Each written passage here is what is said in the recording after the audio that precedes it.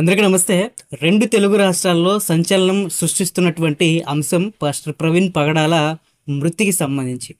ముందుగా ఇది యాక్సిడెంట్ అని అందరూ అనుకున్న అనేక అంశాలు, అక్కడ ఉన్నటువంటి దృశ్యాలు అది ప్రమాదం కాదు, అనుమానాస్పద మృతిగా క్రైస్తవ సంఘాలు అనుమానం వ్యక్తం చేస్తున్నారు.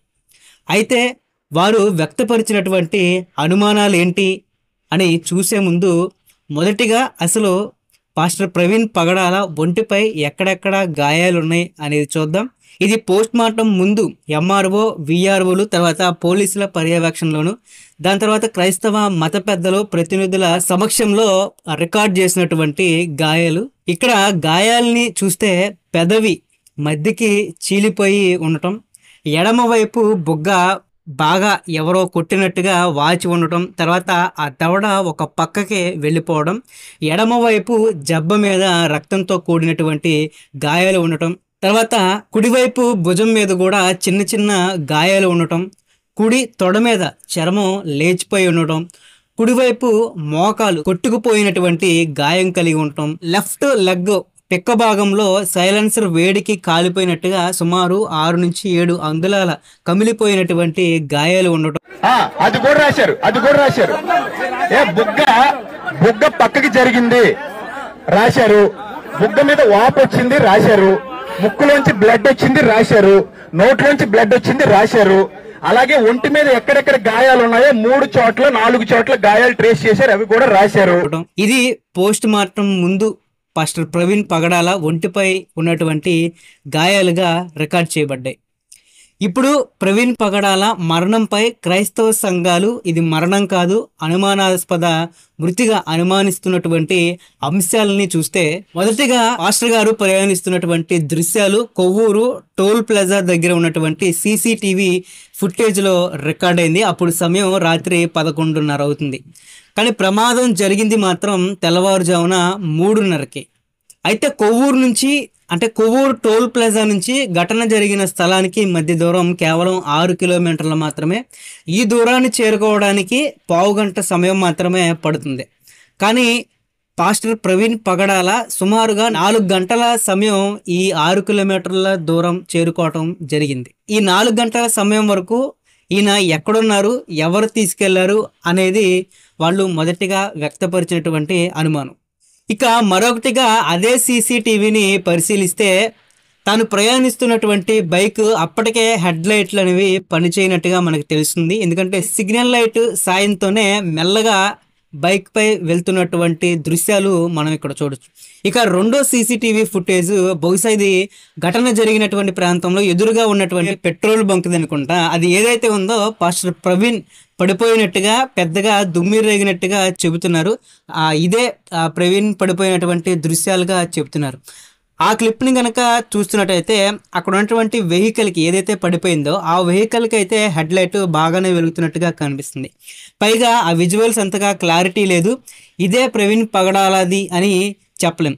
ఇక ఘటన జరిగిన ప్రదేశానికి వస్తే, వేగంగా బండి నడుపుతూ ప్రమాదానికి గురైతే బండి ఒక చోట, మనిషి ఒక చోట వేరువేరుగా చెల్లా చెదురై పడిపోవాలి. కానీ ఇక్కడ అలా లేదు. ఆయన బాడీ పైన బండి పడిపోయింది.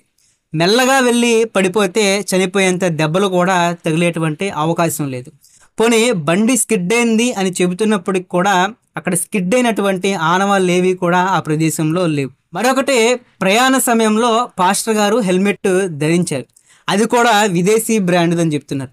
అలాంటప్పుడు తల వెనుక భాగంలో దెబ్బ ఎలా తగిలింది? పైగా ఆయన పెట్టుకున్నటువంటి హెల్మెట్కి ఒక్క చిన్న స్క్రాచ్ కూడా పడలేదు. ఇంకోటి ఏంటంటే హెల్మెట్ లోపల భాగంలో రక్తం గడ్డ కట్టుకుపోయినట్టుగా కనిపించింది. బండికి కూడా ఎలాంటి డ్యామేజ్ లేదు. కానీ వెనక నుంచి ఏదైనా వాహనం గుద్దినప్పుడు ఎలాంటి డ్యామేజ్ అయితే అవుతుందో అలాంటి డ్యామేజ్ మాత్రం బండి వెనకాల అయింది. మరొకటి, ఘటన జరిగిన ప్రదేశంలో ఎలాంటి బురద కానీ తడి కానీ లేదు. మొత్తం ఆ ప్రదేశం అంతా కూడా పొడిగానే ఉంది. కానీ పాస్టర్ ప్రవీణ్ పగడాల షర్టుకు మాత్రం బురదలో పడిపోతే ఎలాంటి మరకలు అవుతాయో అలాంటి బురద ఆయన ఒక షర్ట్కి అంటుకొని ఉంది. ఇక్కడ అసలు ఏంటంటే, ఎవరైనా ప్రమాదానికి గురైతే మనిషి మీద బండి పడటం ఏంటి? ఇక్కడ ఇంకొక ఆశ్చర్యకర విషయం ఏంటంటే, బండి రైట్ సైడ్ భాగంలో ట్యాంక్ పైన, సేఫ్టీ గార్డ్ పైన, సీట్ పైన రక్తం పెద్ద మొత్తంలో రక్తం చిందినట్టుగా ఉంది. ఒకవేళ ఆయన రక్తమే అది అనుకుంటే అంత పెద్ద మోతాదులో గాయాలు ఎక్కడా కూడా ప్రవీణ్ పగడాలకి లేదు. ఒకవేళ తల పగిలింది అనుకున్నా అంత మోతాదులో రక్తం చిందే అవకాశమే లేదు. విజయవాడ నుంచి ప్రయాణిస్తున్నటువంటి బండి మనిషి పైన పడితే ఒంటి పైన ఉన్న క్లాత్స్ అది ఎలాంటిదైనా కూడా సైలెన్సర్ హీట్కి కాలిపోవాలి. కనీసం కొంచెమైనా కూడా కాలిపోయినట్టుగా కూడా అనిపించాలి. కానీ అక్కడ జరగలేదు. ఇంకోటి, బండి స్కిడ్ అయినప్పుడు ఆ ప్రమాదానికి గురైనటువంటి వ్యక్తి యొక్క బట్టలు కూడా చిరిగిపోయి ఉండాలి. కానీ ఆయనకి చిన్నగా కూడా చిరిగినట్టుగా కూడా ఎక్కడా లేదు. పైగా ఈయన వేసుకున్నటువంటిది బనియన్ క్లాత్గా కనపడుతుంది. బనియన్ క్లాత్ ఈజీగా చిరిగిపోతుంది. ఇంకోటి, ప్రమాద స్థలంలో రోడ్డు పక్కన ఒక పెద్ద చెక్క, దానికంతా కూడా రక్తం అంటుకొని ఉంది. అసలు అక్కడ ఆ చెక్క ఎందుకు ఉంది? ఇవన్నీ కూడా అనుమానాలకి దారి తీసేటువంటి అంశాలు. మరొకటే, పాస్టర్ గారి యొక్క నాలుక కట్ అయినట్టు, నోట్లో నుంచి ముక్కులో నుంచి కూడా బ్లడ్ వచ్చినట్టుగా కూడా రిపోర్ట్లో రాశారు. ఇవన్నీ కూడా అనుమానాలకి దారి తీసేటువంటి అంశాలు. ఇక ప్రాక్టికల్గా సీసీటీవీ ఆధారంగా మనం చూసుకుంటే, సీసీటీవీ ఫుటేజ్లో 11:30కే కొవ్వూరు టోల్ ప్లాజా దాటారు. రెండవ సీసీటీవీ ఫుటేజ్ ప్రకారం చూస్తున్నట్టయితే 11:42 గంటలకే ఘటన జరిగినట్టుగా అందులో రికార్డ్ అయింది. అంటే సుమారుగా 10 నిమిషాల వ్యవధిలోనే ఆ యొక్క దూరాన్ని చేరుకున్నట్టుగా ఇక్కడ మనకి సీసీటీవీ చెప్తుంది. ఇదే సీసీటీవీ ప్రకారం వెనక నుంచి ఏదో ఒక గుర్తు తెలియని వాహనం ఈయన యొక్క బైక్ని ఢీ కొట్టినట్టుగా, అంటే హిట్ అండ్ రన్ అయినట్టుగా కూడా అనుమానించాల్సినటువంటి అవసరం ఉంది. ఇవి పాస్టర్ ప్రవీణ్ పగడాల మరణం వెనుక ఉన్నటువంటి అనుమానాలు. పాస్టర్స్ అందరూ కూడా వ్యక్తపరిచినటువంటి అనుమానాలు. అయితే ఇప్పుడు ఈ కేసు ఏమి చిన్న చిత్తక కేసు కాదు. ఇది 2 తెలుగు రాష్ట్రాల్లోనూ సంచలనం సృష్టిస్తున్నటువంటి కేసు. ఇప్పుడు ఈ కేసులో డైరెక్ట్గా ఏపీ సీఎం చంద్రబాబు నాయుడు గారు ఇన్వాల్వ్ అయ్యారు. ఏపీ డీజీపీతో మాట్లాడటం జరిగింది.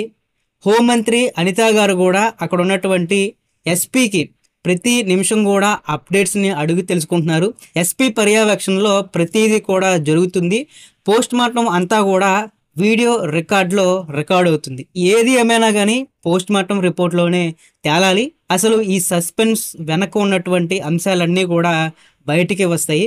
ఒకవేళ ఇది యాక్సిడెంట్ అయితే ఇక ఆ దేవుడి చిత్తానికి వదిలేయటమే. కాదు, కుట్ర జరిగింది అనుకుంటే అలాంటి వారిని ఖచ్చితంగా శిక్షించాలి. అయితే నేను చెప్పేది ఏంటంటే, మతం కోసం మనుషుల్ని చంపుకునే సంస్కృతి అనేది ఏమాత్రం కూడా మంచిది కాదు.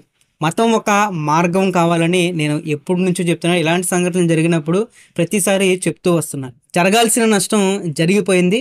ఇక మీద జరిగేదంతా కూడా న్యాయం జరగాలని, పాస్టర్ గారి కుటుంబానికి న్యాయం జరగాలని, అలాగే ఆ సంఘాలకి కూడా న్యాయం జరగాలని కోరుకుందాం.